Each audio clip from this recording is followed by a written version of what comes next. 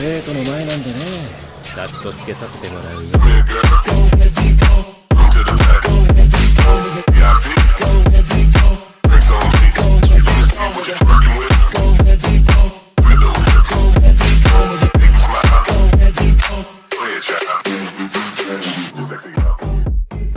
Hechicero Galáctico capítulo 16 al 20. La camarera comenzó su relato. Cuando la noticia de la aparición del dragón de fuego comenzó a difundirse, la aldea de Koda se puso tan concurrida como una colmena. La esposa del herrero de al lado había venido a contarle la noticia a Melissa. Era mediodía y estaba secando su ropa. Melissa. Malas noticias. A menudo chismorreaban sobre lo que sucedía en el pequeño pueblo y se habían vuelto muy cercanos.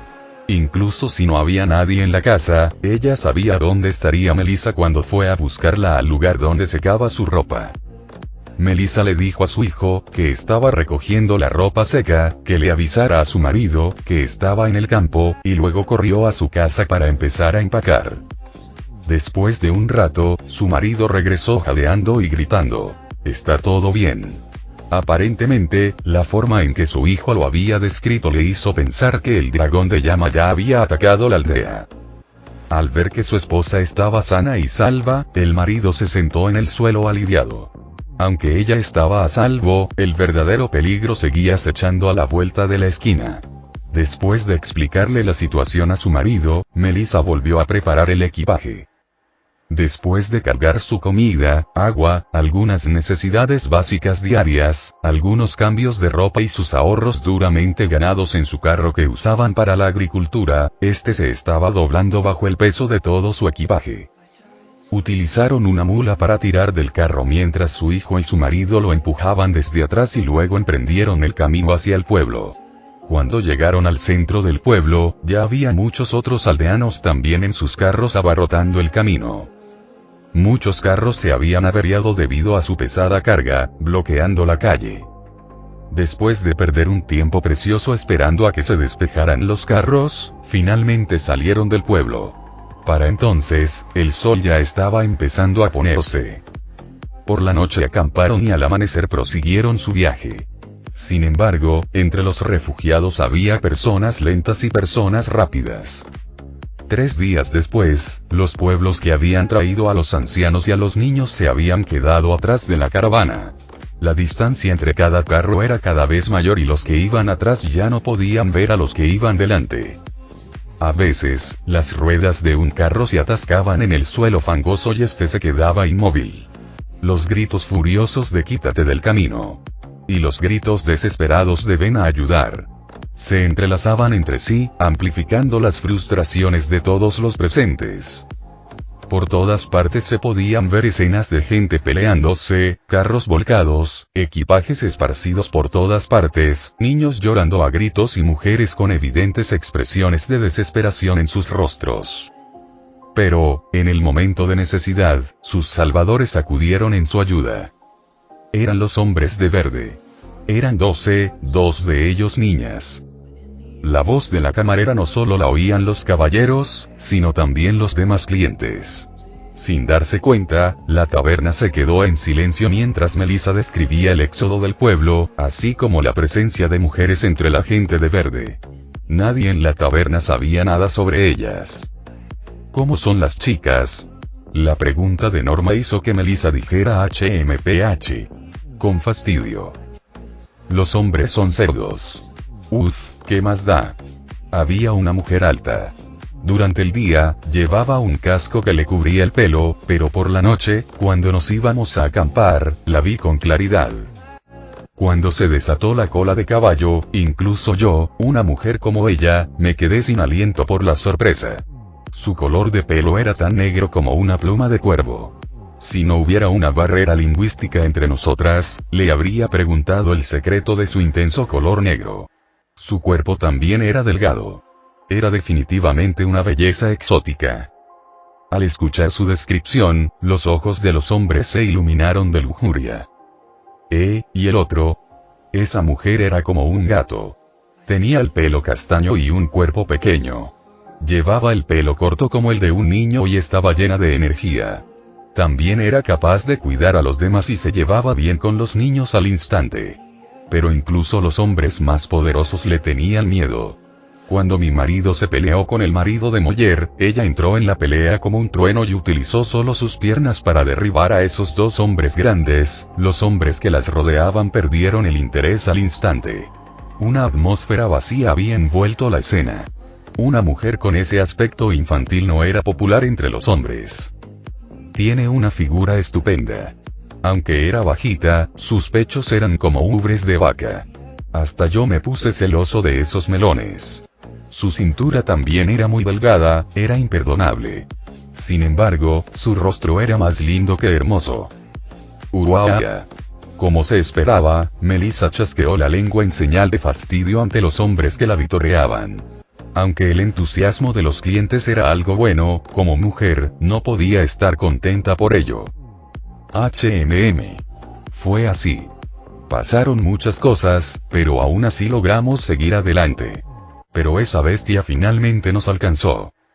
No había suficiente agua para los aldeanos y no tenían suficiente comida para saciarse. Aún así, hicieron lo posible por resistir para dar un paso más, pero estaban llegando a su límite. Aún así, continuaron su difícil viaje incluso cuando sus suministros se redujeron rápidamente a nada. Por desgracia, finalmente llegaron a su límite. Los que aún podían moverse continuaron, mientras que los que no podían se sentaron fatigados. El extraño carro de la gente de verde, que no necesitaba caballos para moverse, transportaba a los niños y ancianos que ya no podían moverse. Aún así, no podía llevarlos a todos. Ya no podía moverme, pero deseaba que mi hijo siguiera viviendo. Recé mucho a Dios, pero no pasó nada. Esos sacerdotes decían que Dios existe, pero ¿por qué Dios no nos ayudó cuando estábamos en una situación tan desesperada? La próxima vez no haré una estupidez como rezarle a Dios. El cielo brillante que había sobre ellos se oscureció de repente. Los aldeanos, que esperaban ver nubes de lluvia, levantaron la cabeza y se quedaron paralizados. Era un dragón rojo. Tenía brazos y piernas y extendía sus alas como un murciélago. Eran esas alas grandes que cubrían el cielo. El dragón aterrizó. En un instante, Moller y su esposo desaparecieron ante los ojos de Melissa. Solo quedaron las mitades inferiores de sus cuerpos. Antes de que la gente comprendiera la situación, su instinto natural tomó el control y todos corrieron. Llevando a sus hijos, abandonaron su equipaje mientras intentaban alejarse del monstruo. Los carros volcaron, aplastando a muchos aldeanos bajo ellos. Mientras todos escapaban, el dragón de fuego escupió fuego a su alrededor. Después de asar completamente a los humanos, se los tragó enteros. Correteaban como crías de araña mientras intentaban escapar. Como un niño que destruye un hormiguero, el dragón de fuego aplastó a los aldeanos que escapaban bajo su pie y se los comió. En ese instante aparecieron los hombres de verde. Melissa dijo con tono de admiración. Iban en sus carros, que eran más rápidos que los caballos. En los dos carros, los hombres de verde levantaron sus bastones mágicos y atacaron al dragón de fuego con hechizos. Sin embargo, el dragón salió ileso.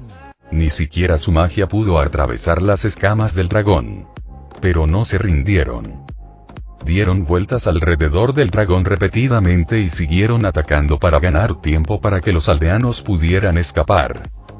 Gracias a ellos, muchos de los aldeanos sobrevivieron. El dragón de fuego se dio la vuelta para atacar a los hombres de verde, pero la bestia no pudo alcanzar su aterradora velocidad. Al moverse, se mantuvieron a salvo de las abrasadoras llamas del dragón. Pero pronto, el dragón se acostumbró a sus tácticas. La gente de verde, que solo podía lanzar magia desde lejos, estaba en desventaja. En ese momento el líder de la gente de verde gritó algo y sacaron esa cosa. ¿Qué cosa? Un bastón mágico gigante. Lo llamamos la barra divina de acero. Incluso escuchamos los conjuros. Era Bakubura Sutokuria. Después de eso, hubo un fuerte estallido y todo el brazo izquierdo del dragón de fuego fue arrancado. Fue en ese momento cuando el llamado invencible dragón de llama fue derrotado. Después de resultar herido, el dragón dejó escapar un rugido que sacudió la tierra y voló rápidamente. Al terminar el relato, los presentes quedaron silenciados por la magnanimidad de su relato. Divina, vara divina de acero. Un nombre tan exagerado los dejó en un silencio estupefacto. Después de un momento de tranquila reflexión, los caballeros comenzaron a debatir sus ideas al respecto. La taberna también volvió a su ambiente bullicioso. En resumen, eran muy poderosos. Aunque parecen mercenarios extranjeros, tenían habilidades asombrosas. Creo que deberíamos emplearlos. ¿Qué opinas, Su Alteza? A la caballero de cabello vermellón que estaba a punto de comer la carne de manuga que tenía en sus manos le hicieron una pregunta. Luego volvió a poner la carne en su plato sobre la mesa para responderle al caballero. La carne de manuga se elaboraba envolviendo un hueso largo de ganado con carne ahumada. Para la gente de la tierra, parecía una especie de salchicha o pierna de pavo. La carne se asaba y se comía directamente sin cortarla. Su sabor era magnífico al morderla. Extendiendo sus manos hacia su copa de vino, Piña Colada respondió: estoy bastante interesada en las armas utilizadas por aquellas personas que repelieron al dragón. La desesperación llenó los corazones de los aldeanos. El senador Godasen ya lo había dicho antes. El arma de la infantería enemiga emitió un sonido de van. Van. Van. Un momento después, nuestras tropas habían caído. Según estas palabras, parecía que encajaba con las descripciones de los habitantes de Koda. La derrota del ejército de la coalición en la colina de Arnus debía estar relacionada con esa arma mágica. Piña llamó a la camarera para hacerle una pregunta. Mujer, ¿has visto las armas de esa gente? ¿Qué aspecto tienen? Melissa inclinó la cabeza mientras le contaba lo que había visto. Aunque el hecho de que la llamaran mujer la hizo infeliz, debido a la presencia de la joven caballero que le daba consejos, decidió decirle la verdad. En otras palabras, esas personas usaban bastones que parecían de acero. Hacían un sonido explosivo y además escupían fuego.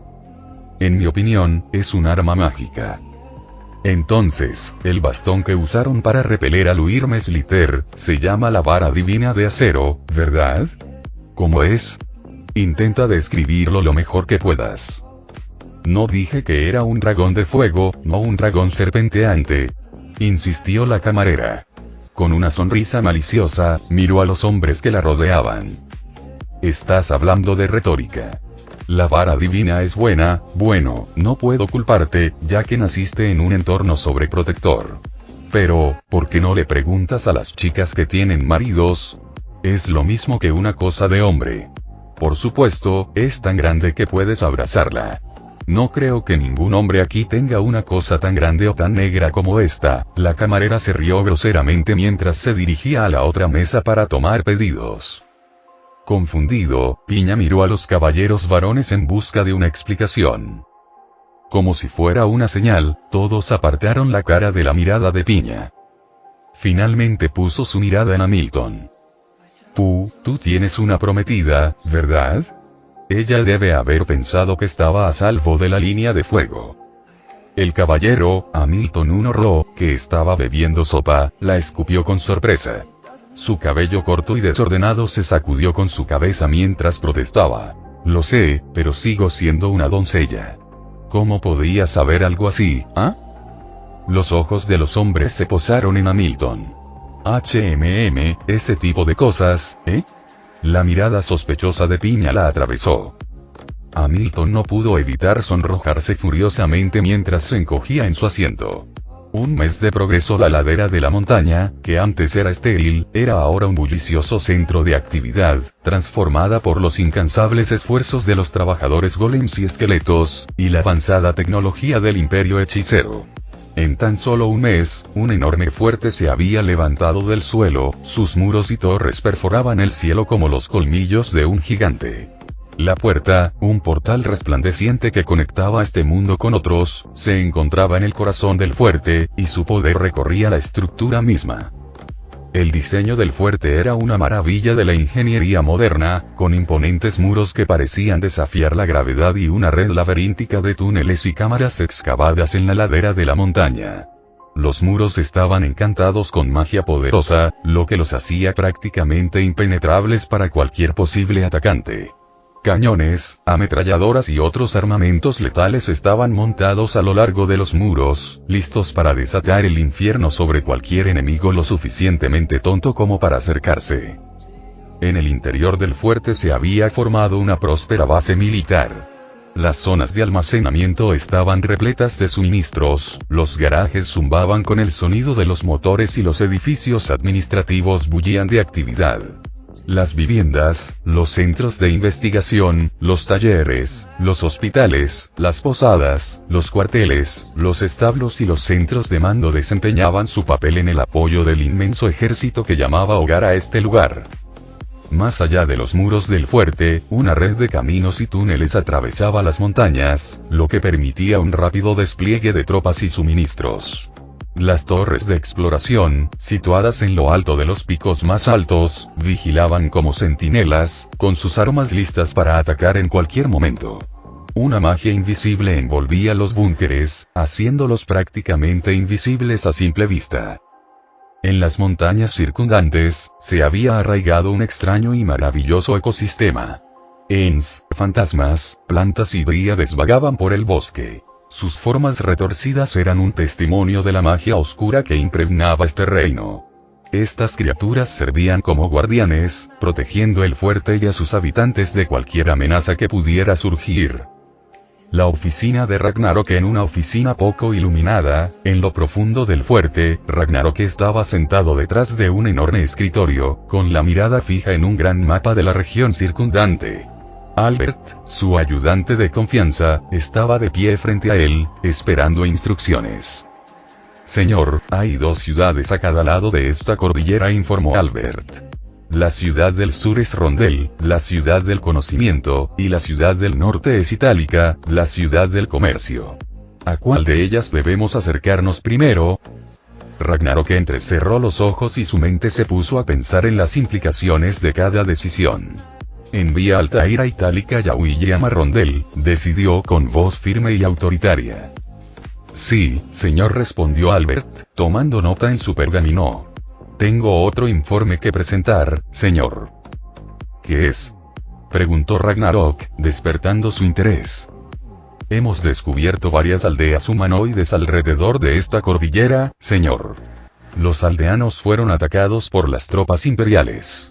Hemos capturado a algunos soldados y, según ellos, su emperador ordenó los ataques. La expresión de Ragnarok se ensombreció y su ira bullía bajo la superficie. ¿Cuál era el propósito de estos ataques? Parece que querían impedirnos utilizar los recursos de las aldeas, señor, respondió Albert con voz cargada de disgusto. Los ojos de Ragnarok brillaron de ira. Tontos. ¿No saben que podemos entregar suministros a nuestras tropas a través de las puertas en cualquier momento, o que nuestras tropas pueden almacenar hasta 500 kilogramos de suministros en su inventario? ¿Qué hacemos ahora con los aldeanos, señor? Preguntó Albert, evidente su preocupación por los civiles inocentes. La expresión de Ragnarok se suavizó y su voz adquirió un tono más benévolo. Construyan una ciudad para ellos junto a las montañas. Ahora son nuestros ciudadanos y los protegeremos. Muy bien, señor, respondió Albert, tomando nota en su pergamino. A medida que la reunión se acercaba a su fin, la mente de Ragnarok se centró en los desafíos que se avecinaban. El imperio hechicero no se detendría ante nada para lograr sus objetivos, y dependía de él asegurarse de que su gente estuviera preparada para enfrentar cualquier peligro que les aguardara. Furuta. Pon la ametralladora aquí. Asuma, los rifles van allí. Kuwabara asignó a cada soldado su área de responsabilidad. Los soldados se apoyaron, junto con sus rifles tipo 64, contra las paredes almenadas. Dispararían desde una altura de 3 pisos. Si el enemigo se acercaba lo suficiente, podrían empezar a dispararles flechas, por lo que designaron el alcance de los arcos como FPL, línea de protección final, y, aparte de eso, podían elegir sus objetivos a su propio ritmo. Faltaba solo una hora para que el sol se pusiera por completo. Kuribayashi distribuyó el equipo de visión nocturna mientras Kurokawa se ocupaba de los vehículos y el equipo.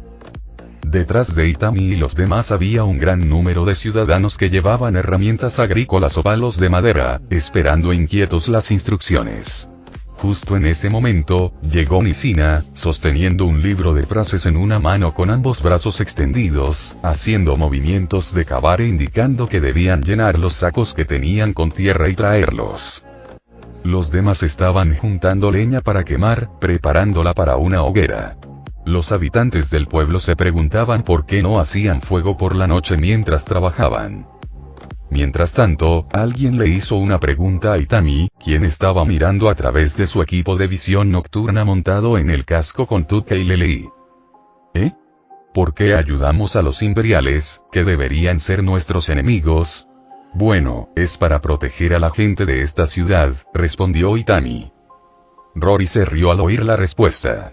¿De verdad lo dices en serio? Sí, lo hago, respondió Itami. El intento de humor de Itami hizo que Rory se encogiera de hombros como diciendo deja de bromear. Para Itami, el imperio era su enemigo. Si se basaban en el razonamiento de el enemigo es mi amigo, no sería extraño que tomaran a los bandidos como aliados, pero Itami no lo hizo. Piña era una princesa imperial que defendía a la familia del conde formal. Por eso, había negociado con Itami y le había pedido ayuda. Rory también estaba allí, pero como no soportaba la presencia de Pina, se fue poco después. Al ser la primera ciudad a la que llegará la fuerza de expedición, sería bastante desagradable si tuvieran que reconstruirla después de matar a los bandidos. Sería un desperdicio de recursos valiosos. Oficialmente podían luchar juntos porque tenían el mismo objetivo de defender Itálica. Aún así, Rory todavía no podía entender por qué Itami estaba recibiendo órdenes de una princesa enemiga. Después de todo, deberían haber esperado que la puerta sur se convirtiera en una esperanza perdida y en el escenario de una feroz batalla. La batalla comenzó cuando la noche casi había terminado. El ataque se ejecutó justo antes de que saliera el sol. En la oscuridad antes del amanecer, los arqueros bandidos lanzaron flechas de fuego a la puerta oriental. En la puerta oriental se encontraba el igloo del caballero Normaco. Bajo la dirección de Norma, los centinelas y la milicia respondieron al fuego con sus arcos.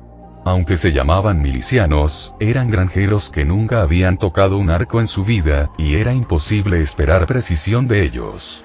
Sin embargo, sus flechas sofocarían al enemigo e incluso podrían causar una o dos bajas.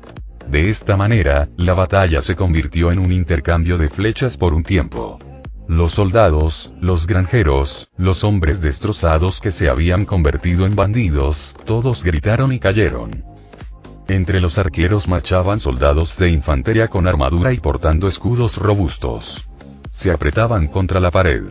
Sus uniformes eran variados, mientras que sus escudos tenían diferentes tamaños y formas, lo que sugería que eran de orígenes mixtos.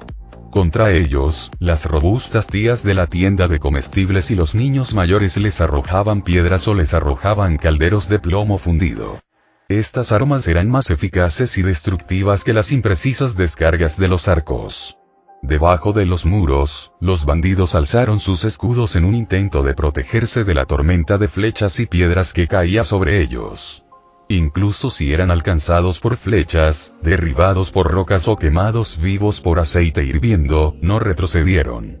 Debieron haber querido expandir el odio y la frustración que sentían por no poder atacar a Arnus contra este lugar, y embistieron la puerta oriental con enormes troncos.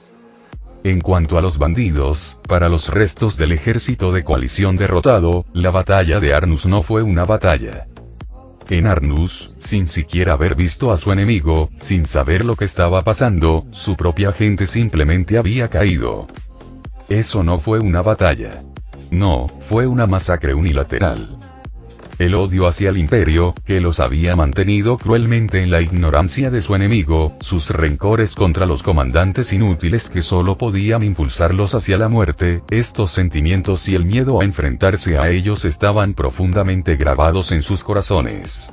Sin comandantes, sin camaradas, sin lealtad, sin suministros, sin comida, sin su mente sana. Vagaron por el desierto y, al final, se habían convertido en bandidos, sin siquiera tener sus hogares.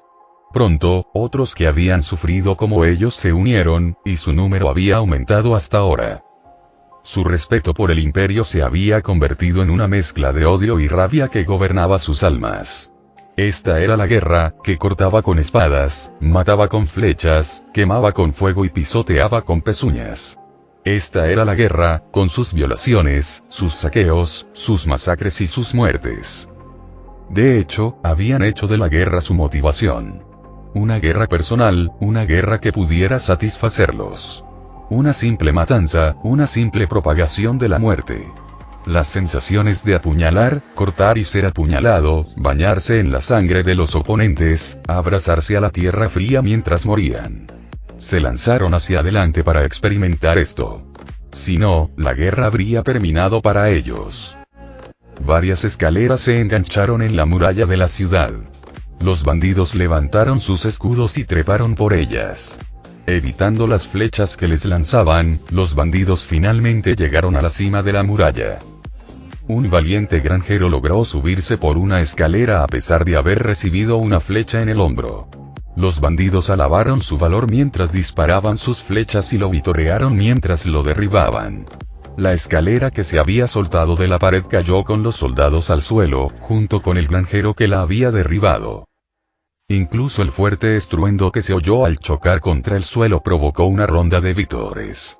Era como si se hubieran vuelto locos en un festival, golpeando los escudos con sus espadas y gritando en sus lenguas. Esta era la canción de alabanza que entonaban en Broi, el dios de la guerra.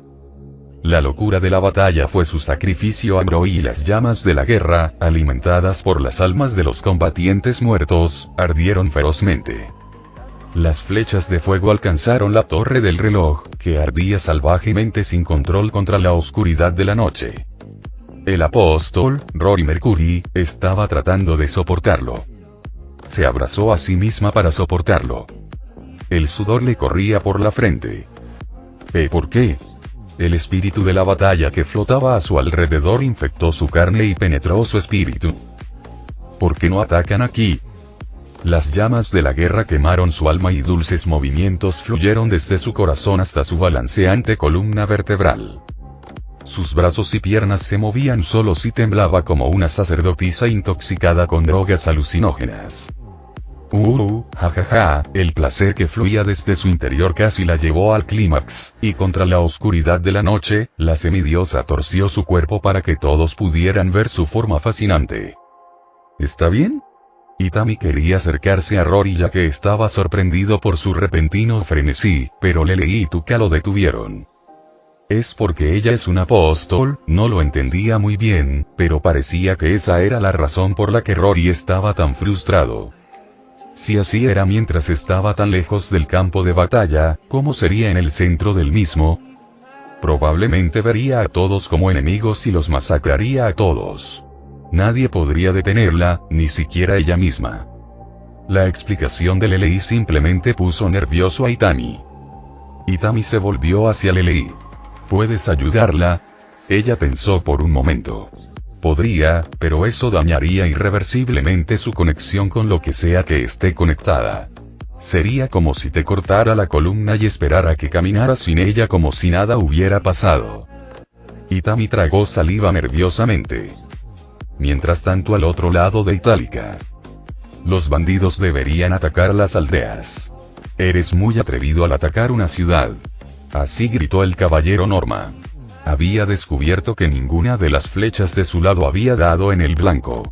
Aunque todos los que estaban a su lado eran aficionados, pudo ver que la trayectoria de las flechas lanzadas se había desviado misteriosamente de sus objetivos, como si estuvieran protegidas por el viento.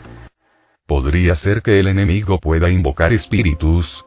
Norma sacó su espada y mató a un bandido del sur que estaba escalando la muralla. El soldado herido cayó de la muralla al suelo. Sin embargo, un bandido barbudo del norte intentó atacar a Norma por la espalda. Después de interceptarlo con su espada, los bandidos que estaban detrás continuaron atacando a la milicia en defensa. Tenían lanzas, garrotes, mazas, espadas gemelas, cimitarras y más. El flujo interminable de bandidos abrumó a los habitantes de Itálica, que no tenían dónde huir. Había algunas diferencias entre la situación actual y el plan de batalla de Pina. Habían esperado que la primera línea de defensa cayera, pero cayó demasiado pronto. Ahora, las partes superiores de la muralla de la ciudad eran un campo de batalla y los centinelas y la milicia se habían visto obligados a retirarse. Somos demasiado débiles, incluso teniendo en cuenta que la moral ha aumentado. Habían esperado que el enemigo estuviera al tanto de sus planes y estuviera en guardia. Pero en realidad el enemigo no estaba en guardia en absoluto. Atacaron y atacaron, sin ninguna táctica ni estrategia, y la milicia y los centinelas que emprendieron el ataque se vieron sorprendidos desde el principio. Por lo tanto, no pudieron acorralar al enemigo como Pina esperaba. Ni siquiera pudieron causarle pérdidas significativas. Aún así, en general, los defensores pudieron luchar. La realidad es diferente a lo que imaginas en tu cabeza. Pina, que lo sabía, no se sorprendió de que su plan no hubiera resultado exactamente como ella esperaba. Incluso aunque sentía una vaga sensación de aprensión, como si algo estuviera atrapado entre sus dientes, Pina siguió el plan y trasladó su principal fuerza de combate desde la puerta este a las barreras defensivas que habían construido en el interior. Las puertas este y noroeste fueron reforzadas con una segunda línea defensiva de bermas y vallas. Aunque una segunda línea defensiva sonaba bien en el papel, se había construido con la suposición de que la primera línea sería superada, por lo que la primera línea fue esencialmente un sacrificio. La milicia no lo comprendió cuando comenzó la batalla, pero ahora se dieron cuenta de que las personas que custodiaban las puertas habían sido abandonadas desde el principio. Sus aliados se quedaron en los terraplenes y otras barreras que construyeron detrás de ellos, pero ninguno de ellos dio un paso adelante para ayudarlos. Simplemente los vieron luchar y morir. ¿Cuántas personas no se desesperarían al darse cuenta de esto? Algunas personas se dieron cuenta de esto y se dieron por vencidas, blandiendo sus espadas salvajemente hasta que pronto cayeron. ¿Dónde están los hombres de verde? ¿Dónde están nuestros refuerzos? No era posible que vinieran. Después de todo, los habían apostado en la puerta sur, como compañeros de sacrificio. Y así, mientras la gente del pueblo observaba, el último defensor de la puerta finalmente cayó. Pina había asumido que los bandidos atacarían inmediatamente una vez que tomaran la entrada este, pero los bandidos no lo hicieron. Levantaron sus espadas y lanzas y vitorearon 3 veces. Este era un sacrificio literal, después de todo. Después de eso, las puertas de la ciudad se abrieron lentamente y la caballería y los soldados del exterior entraron. Los jinetes arrastraron los cadáveres de los milicianos y centinelas que habían caído de la muralla de la ciudad y comenzaron a arrojarlos hacia el interior de la misma. Entre ellos estaban los cadáveres de los niños que arrojaron piedras y de las tías. Lanzaron las cabezas cortadas de campesinos y comerciantes contra la valla interior. Mientras los habitantes del pueblo esperaban que el enemigo atacara, los cadáveres de sus amigos, parientes y familiares se amontonaban como una pequeña montaña. Los habitantes del pueblo, que se enfrentaban a los bandidos desde detrás de las vallas, apretaban los dientes contra las lágrimas y la desesperación, mientras los bandidos se burlaban de ellos. Los maldijeron y los insultaron como cobardes escondidos en una jaula. Jugaban con los cadáveres como si fueran marionetas. ¿Cómo podría la milicia, formada por campesinos y comerciantes con armas, soportar ver esto? ¡Bastardos! Un joven apasionado saltó la valla, pala en mano, mientras otros también se unieron a él. De esta manera, la batalla dentro de la ciudad fue completamente diferente a como Pina la había imaginado, y su plan de batalla se vino abajo. Los gemidos lascivos y las contorsiones físicas de Rory se hicieron más intensos a medida que pasaba el tiempo. Contuvo la respiración y sacudió el pelo. Su cuerpo se dobló hacia atrás como un arco.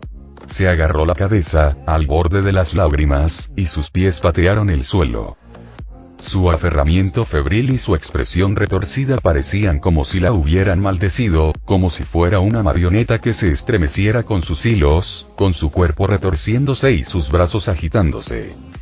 Era un baile maldito y loco que no podía controlar por su propia voluntad, pero era hermoso. Según las explicaciones de Lelei, las almas de los caídos pasaban por su cuerpo en su camino hacia Roy. Aunque estaría influenciada por las personalidades del alma y su espíritu de lucha, para una semidiosa como ella, eran como un afrodisíaco. Sería fácil simplemente rendirse ante ese frenesí, pero no podía hacerlo, o mejor dicho, no se le permitía hacerlo. El calor y la ansiedad que le quemaban el pecho la hacían sufrir. No. Me volveré loco si esto sigue así. Tú, mirándome desde atrás, susurraste. Maldita sea. Estoy duro. Cállate, hombre, yo también. Aunque a ninguno de los dos le gustaban los niños, los gemidos de Rory debieron haberles hecho pensar en algo agradable. La voz que salía del cuerpo tembloroso de Rory era así de seductora. Como era de esperar, Uribayashi susurró. Esto es malo, ¿verdad? Tuca cubrió su rostro sonrojado, mientras que el de Lelei era una imagen de tranquila indiferencia. El suspiro de Itami fue su respuesta. Al parecer, ambos bandos habían olvidado este lugar. No había señales del enemigo ni mensajes de sus aliados, por lo que no tenían forma de saber lo que estaba sucediendo en la puerta este. Los refuerzos de Arnus deberían estar aquí, y necesitaban un observador avanzado para guiar sus ataques, por lo que decidió enviar a alguien. Pero Rory no pudo soportarlo más. Saltó desde la muralla de 3 pisos de la ciudad y se lanzó hacia el este como un conejo. La ciudad de Itálica fue fundada hace 200 años por comerciantes de la región que se reunieron para construir una ciudad fortaleza. Políticamente hablando, este lugar era el cruce de las carreteras de Asia y Apia y se desarrolló como una ciudad fronteriza entre las naciones. Pero con la expansión de las fronteras del imperio, su importancia política había disminuido significativamente y ahora era solo un mercado local de tamaño mediano. No tiene ninguna especialidad local, pero las cosechas, el ganado y los productos hechos a mano, como la tela, se enviaban a la capital, por lo que sirvió como base de recolección. En ese momento, este era el territorio de la familia noble del imperio, el clan del conde formal. Colt, el jefe del clan formal, tenía 3 hijas. Ella, Lou y Yui. Aparte de la más joven, Yui, las otras 2 se habían casado con miembros de otros clanes. Colt estaba planeando encontrar a alguien con quien casarse en el clan después de que su hija menor creciera para hacerse cargo de la propiedad familiar. Yui seguía soltera, y después de que Colt y su esposa murieran a causa de un accidente, la desgracia empezó a azotar la ciudad. La hija mayor, ella, y la segunda hija, Louis, se casaron con miembros del clan del conde Roen y del clan del conde Misna respectivamente, por lo que Yui tenía derecho a sucesión sobre ellas. Esta era la ley del imperio y no había motivos para que se lo disputaran. Sin embargo, la menor de las Yui tenía solo 11 años, por lo que quien se convirtiera en su tutor, se convertiría en el líder de facto. Y así, comenzó la lucha por el poder. Las conversaciones entre las 2 hermanas mayores comenzaron como una discusión tranquila y rápidamente se convirtieron en feas peleas, tirándose de los pelos en las peleas, e incluso llegaron a involucrar a sus maridos. Como resultado, los soldados del conde Roen y el conde Misna libraron una guerra a pequeña escala. Pero su lucha no se intensificó más. Después de todo, tenían fuerzas limitadas y los maridos no estaban cegados por la rabia como lo estaban sus esposas. La seguridad del territorio estaba a cargo de los vasallos del conde formal y de los soldados del conde Roen y del conde Misna, por lo que no existía ninguna amenaza para la subsistencia de los comerciantes y los residentes. El valor de Itálica residía en su comercio. No habría nada que ganar si se la dejaba en ruinas. Y así, la situación llegó a un punto muerto. La disputa entre las hermanas se trasladó a los tribunales de la capital y pronto se decidiría quién sería el tutor de Maui por deliberación del emperador. Sin embargo, la situación empeoró después de que el imperio emprendiera una campaña contra el otro mundo. Los jefes de los clanes Roen y Mizna murieron en batalla en la puerta. Con sus maridos muertos, ella y Louise no pudieron escatimar esfuerzos para cuidar más el territorio formal y retiraron sus fuerzas, dejando a Mjui con los vasallos del conde formal. La joven Yui no podía controlar a sus vasallos, y la gestión del territorio se volvió ineficaz por negligencia. No quedaban muchos vasallos leales, pero sí muchos que tenían motivos ocultos. Antes de que ella se diera cuenta, la corrupción y la injusticia estaban descontroladas. Los ciudadanos estaban cautelosos y la seguridad se deterioró. Bandas de soldados sueltos recurrieron al bandolerismo y comenzaron a atacar caravanas, paralizando el comercio y estancando el movimiento de recursos. Los bandidos y los trolls formaron un grupo y se contaban por cientos. Finalmente, la ciudad de Itálica fue atacada. De pie en la puerta de la ciudad, Pina soltó algunas flechas a los bandidos que se retiraban y respiró profundamente. Se tomó un momento para mirar el campo de batalla. Los soldados heridos se tambaleaban o se desplomaban por la pérdida de sangre. Se dispararon flechas a las paredes de piedra y el área circundante era un desastre. Vio a varios ciudadanos sosteniendo herramientas agrícolas y palos con un vistazo. Fuera de la muralla, los cadáveres de los bandidos y los cadáveres de los caballos estaban esparcidos por todo el suelo. Norma. Hamilton. ¿Estás bien? Dentro de la puerta rota, Norma defendía una barricada. Apoyaba su cuerpo poniendo su peso sobre una espada, sus hombros subían y bajaban mientras jadeaba. Levantó una mano para señalar que estaba bien, pero su armadura estaba cubierta de flechas y señales de haber sido alcanzado por una espada. Su entorno mostraba evidencias de una intensa batalla, con cuerpos de los bandidos atacantes y soldados defensores por todas partes. En cuanto a Milton, ya estaba sentada en el suelo. Tenía las piernas estiradas y las palmas de las manos apoyando el cuerpo, apenas evitando caerse. Su agarre en la espada era flojo. Estoy, jajaja, vivo. ¿Y yo, princesa? ¡Qué frío! Bromeó un soldado mayor. Grey. Por supuesto que estarás bien, por eso no pregunté. Debería estar feliz. ¿O triste? Grey, un hombre que parecía tener unos 40 años y una complexión robusta, no mostraba ningún signo de fatiga mientras apoyaba su espada sobre sus hombros. No había sangre en él. Si no había sangre en su espada, probablemente se había estado escondiendo en algún lugar, lo que explicaría por qué todavía parecía tan enérgico. Era el caballero Grey Coaldo, un veterano del campo de batalla que ascendió de rango. En la orden de caballeros de Pina, la mayoría de los caballeros eran nobles. Dado que la orden de caballeros no tenía ninguna experiencia real en batalla, esos veteranos eran el verdadero núcleo de la unidad. El camino hacia la caballería era estrecho para los soldados. Sin embargo, serían tratados como oficiales ordinarios después de que lo lograran. Hamilton dijo con un tono de queja. Princesa, ¿por qué estamos peleando con los merodeadores aquí? Fue un poco grosero, pero tenía que decirlo en voz alta. No se puede evitar. Creí que el ejército del otro mundo atacaría Itálica. ¿No están todos de acuerdo?, exclamó Piña.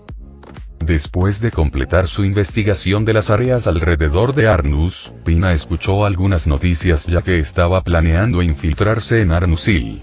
Tomó esta decisión porque tenía más información del enemigo que reside en Arnusil. Arnusil estaba mucho más cerca de la capital que las montañas Romalia. Escuchó que muchos grupos de exploradores fueron enviados a las montañas Romalia. Pero ninguno de ellos regresó. Se dio cuenta de que debía haber una trampa preparada para que ningún grupo de exploradores pudiera regresar. Entonces decidió concentrarse en un enemigo a la vez. Después de todo, no podía acabar con dos. Fue entonces cuando escuchó la noticia. Un gran grupo armado apareció en el territorio del conde formal y está planeando atacar Itálica. Después de escuchar esto, Pina pensó que el ejército del otro mundo finalmente había comenzado su invasión. Están enviando fuerzas para reprimir los territorios circundantes antes de sitiar la capital imperial, pensó. Entonces tuvo que tomar contramedidas.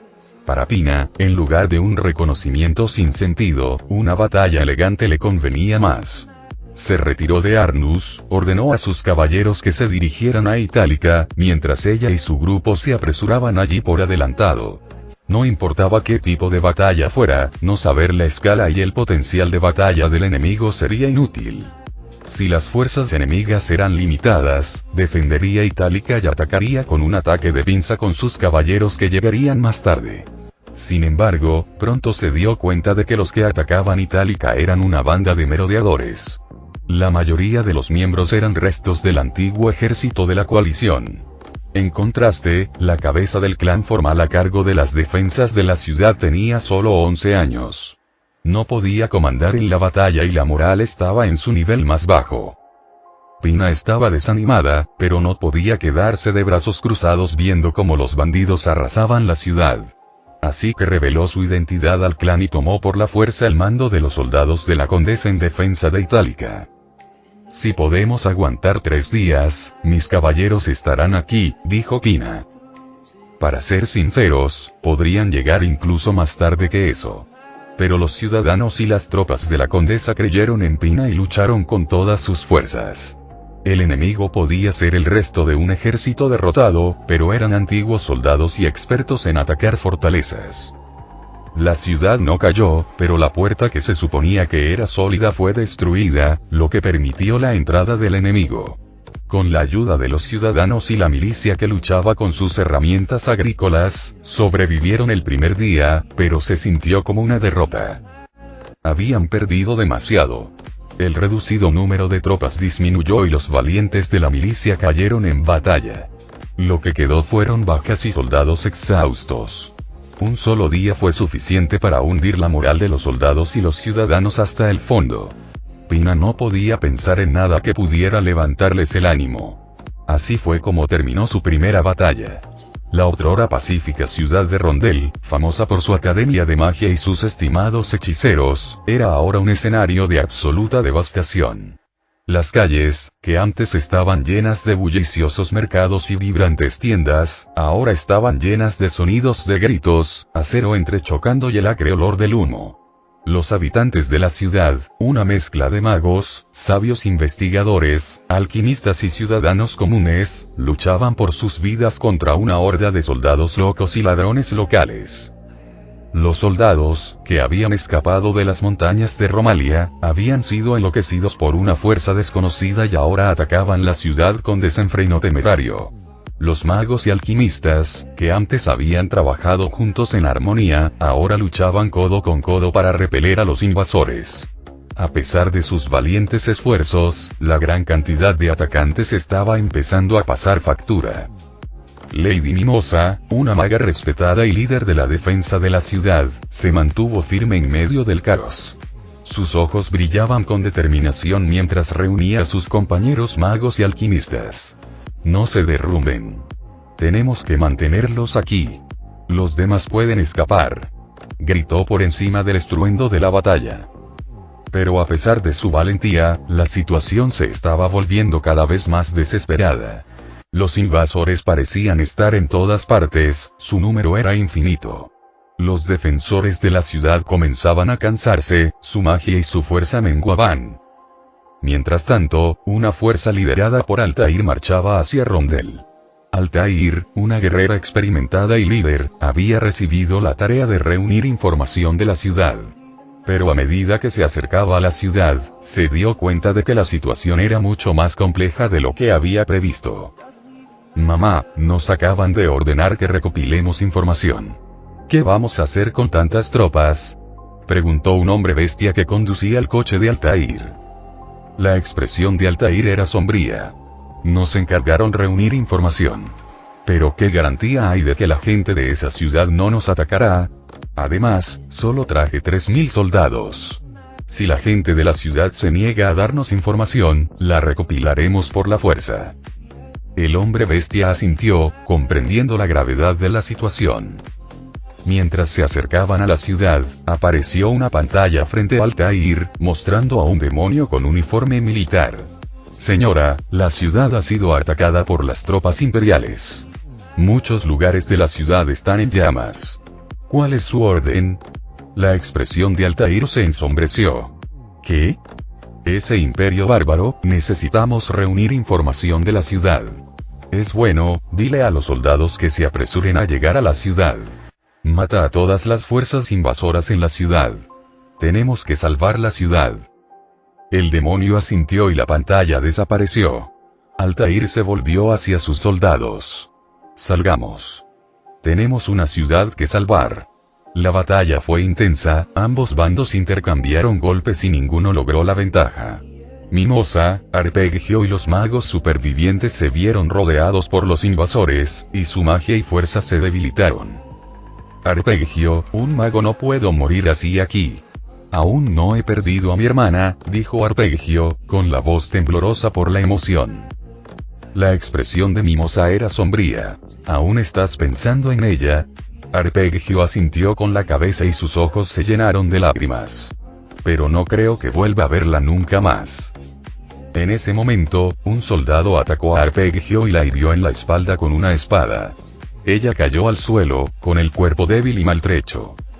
Mimosa corrió a su lado, pero otro ladrón la apuñaló en el pecho y cayó al suelo, con el cuerpo inmóvil. Los invasores se acercaron, con las espadas en alto. Pero justo cuando todo parecía perdido, un grupo de soldados liderados por Altair irrumpió en la escena y aniquiló a los invasores con una eficacia despiadada. La batalla fue feroz, con ambos bandos intercambiando golpes y ninguno obteniendo la ventaja. Pero poco a poco, la marea comenzó a cambiar a favor de las fuerzas de Altair. Los invasores fueron rechazados y su número disminuyó. Cuando el polvo se asentó, Arpeggio abrió lentamente los ojos, con el cuerpo débil y maltrecho. Vio a los soldados invasores muertos, sus cuerpos esparcidos por la calle. Vio a Mimosa, su cuerpo inmóvil en el suelo. Y entonces vio a Altair, con expresión sombría y decidida. Estamos aquí para ayudar, dijo Altair, con voz firme y autoritaria. Protegeremos esta ciudad y a su gente.